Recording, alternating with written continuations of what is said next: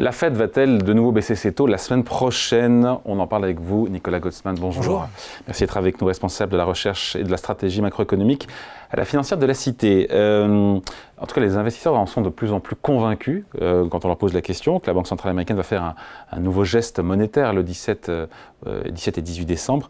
Les marchés à terme estiment à 85% les chances d'une baisse de 25 points de base des taux de la Fed. Ils ont raison, c'est vrai que les derniers chiffres de l'emploi, on va les commenter, plaident dans ce sens? On a plutôt eu un rebond sur les derniers chiffres de l'emploi, mais qui venait en fait corriger le mois précédent. On avait eu une problématique qui était liée aux ouragans et à la grève chez Boeing, où on avait vu des destructions d'emplois du côté américain. On a eu le rebond, donc la correction par rapport à ça. Ce qui est un petit peu délicat, c'est que 227 000 créations de postes en novembre contre 210 000 attendus. Oui, c'est ça. Donc c'est un petit peu supérieur quand on regarde les chiffres. Et les chiffres d'octobre ont été un petit peu revus à la hausse aussi. Revus à la hausse. Donc là c'est moins grave que ce qu'on aurait pu imaginer le mois précédent. Et le taux de chômage a repris 0,1 point. Oui, c'est ça, on est à 4,2. Par contre, en termes économiques, par rapport aux dernières prévisions, on est quand même dans une situation qui est très confortable. Si je prends les dernières prévisions qui datent de septembre de la Fed, ils attendaient une croissance à 2, alors que si on prend les 3 premiers trimestres, on est déjà à 1,86. Et si on prend le 4e trimestre qui sera publié donc fin janvier, pour l'instant, on est plutôt sur un rythme qui pourrait nous mener à 2,6 ou 2,7, donc bien au-delà de ce qui a été prévu par la Fed en septembre. Le taux de chômage était attendu à 4,4, on est à 4,2. Par contre, du côté inflation, on est un petit peu au-dessus. Donc on attendait, selon les mesures, on est à 0,2 ou 0,3 au-dessus par rapport à ce qui était attendu. Donc l'économie est plus forte que ce qu'on pouvait attendre, l'inflation est un petit peu au-dessus. Donc par rapport à ça, on aurait pu imaginer qu'il pourrait y avoir pas de baisse de taux. Mais cela dit, je pense qu'il y a un inconfort aujourd'hui, notamment sur les chiffres de l'emploi, parce qu'on a 2 enquêtes qui sont publiées. Il y en a une qui est assez positive. Par contre, si on prend la deuxième enquête, qui est celle qui est faite auprès des ménages, là on a un vrai problème, parce que quand on regarde les chiffres, en fait, si on prend les emplois privés de cette enquête-là, on est en baisse depuis le mois d'août 2023. Donc il y a sans doute, ce chiffre est sans doute faux. Cela dit, il vient quand même amoindrir la probabilité qu'on ait une aussi forte hausse de l'emploi qui serait révélée par l'enquête qui est faite auprès des entreprises. Ce qui est quand même satisfaisant, ce rapport emploi, pardon, encore une fois, le rebond, mais on s'attendait à un rebond des créations de postes. On a quand même, au global, quand même, une économie américaine qui n'est pas du tout en train d'entrer en récession, qui se porte d'ailleurs globalement plutôt bien. Donc c'est vrai que certains pourraient dire qu'il n'y a pas besoin de baisser les taux, et pour autant, le marché en est convaincu.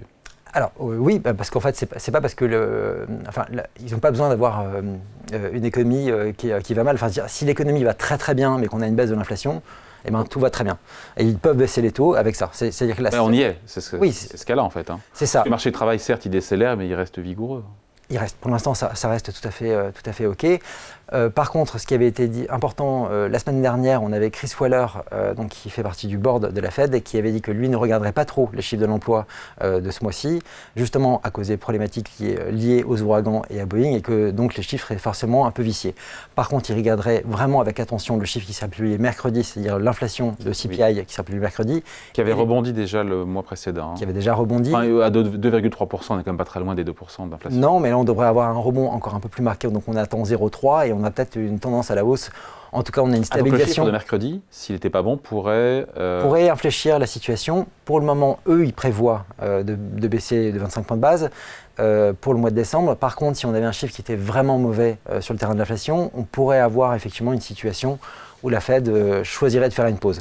Par contre, quand on regarde les anticipations qui sont faites pour 2025, là, on prévoit 4 baisses de taux, donc 100 points de base pour l'intégralité de l'année. Ce qui mécaniquement provoquerait des pauses. On a 8 réunions en 2024 et on a 4 baisses qui sont attendues. Ouais. Donc je pense que stratégiquement, de leur côté, il serait peut-être plus préférable de baisser en décembre. Et maintenant, ouais. Et ensuite de communiquer justement, d'avoir une communication qui soit peut-être un peu plus hawkish, un peu plus justement de frein en disant on a besoin de faire une pause maintenant pour pouvoir voir une baisse de l'inflation future. Mais ça permettrait d'avoir une confirmation de leur communication qui a été faite en septembre, de montrer qu'ils ne sont pas perturbés par les chiffres. D'autant plus que quand on regarde dans le détail les chiffres de l'inflation, on a plutôt une situation qui est quand même relativement rassurante. Et on voit que ce qui a poussé à la hausse les chiffres de l'inflation sur les derniers mois, c'est plutôt des chiffres qui sont imputés à l'inflation. Par exemple, les marchés financiers sont à la hausse, qui poussent très fortement les chiffres qui sont liés à la gestion de portefeuille, ce genre de choses, et qui alimentent l'inflation, mais de façon un petit peu mécanique. Et ce n'est pas forcément une tendance sous-jacente qui existe dans l'économie.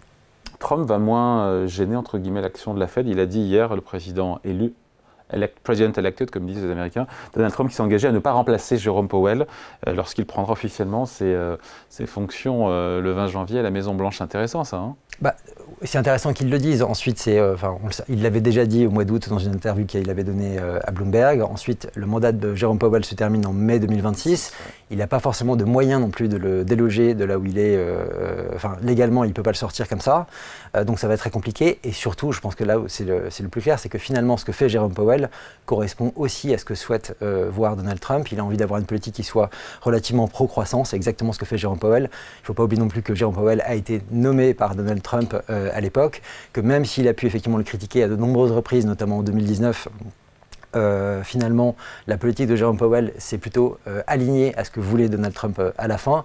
Et je pense que les deux ont la même orientation, c'est-à-dire vraiment d'avoir une économie américaine qui soit poussée au maximum, notamment par le pouvoir monétaire. Voilà, donc une baisse de taux garantie avant Noël de la part de la Fed, c'est quasiment fait, on va dire.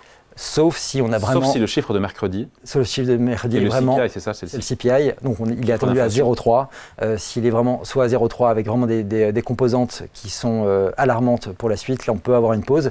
Mais a priori, on devait avoir la baisse de 25 points de base en décembre. Allez, merci beaucoup. Explication. Merci à vous. Nicolas Gautzmann pour la financière de la Cité. Merci.